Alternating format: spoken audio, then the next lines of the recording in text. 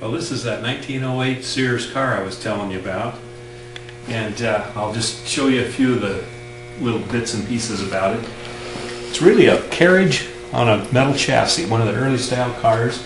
You steer it with this tiller up here, no steering wheel, and the engine is air cooled. And when you take a look at that, it's two-cylinder boxer style engine. It's got an oiler that's over here. The oiler is driven by these spring type belts. It's got a couple of fans driven by another spring type belt, and that cools the engine. The only oil it gets is what comes from that oiler. Has primer cups in each cylinder, and those are so you can give it a little extra oil before you start it. At first I thought there were something to give it fuel, but it turns out that's not the case. See, the spark plugs are a half-inch pipe fitting on the other end. And the way that system works is down here there's a couple of little musical looking things, and there's a wiper on the end of a shaft.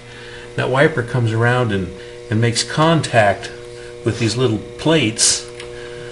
When it does, that triggers a spark that comes from up here in this coil box, and that coil box is supported by a couple of batteries that's over here in a battery box. Now, I don't have the antique batteries yet, but I'll get those. The fuel tank, as you can see, it's right under here, a nice safe place next to all the electrical stuff. And the seat cushion slides right in here, which I have. And of course there's floorboards that cover all of this up while you're using it. There's an exhaust cutout that makes it sound like it's got more power. I'm sure that really is just in your mind. And the engine, once it's running, it has a friction wheel back here. This friction wheel rubs that disc that's the back of the flywheel in there. That's what makes the little machine go forward.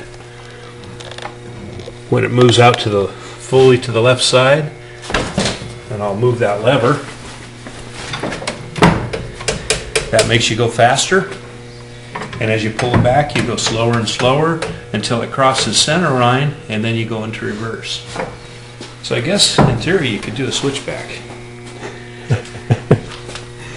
The chains are not on it because for test starts we don't want this thing to accidentally take off and go anyplace. So there's no drive chains, even though there should be one on both sides.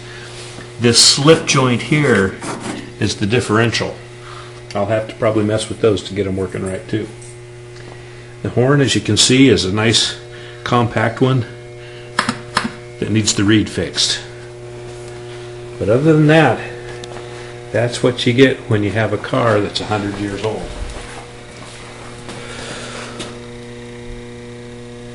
The starter on this thing's right up front. Of course, it's a crank. The choke, it's right beside it. It's that ring right there. You give that a pull, and that's what chokes the motor. And I'll show you here. Turn it around, you can see how the whole thing rolls over.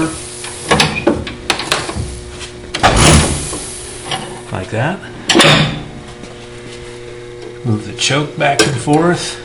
That's how that works.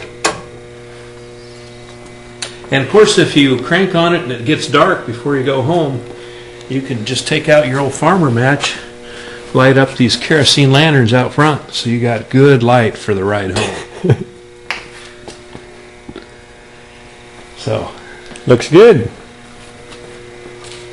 Next time you're driving down the road in your 85 Chevy thinking that you're kind of sucking hind tit, it could have been worse.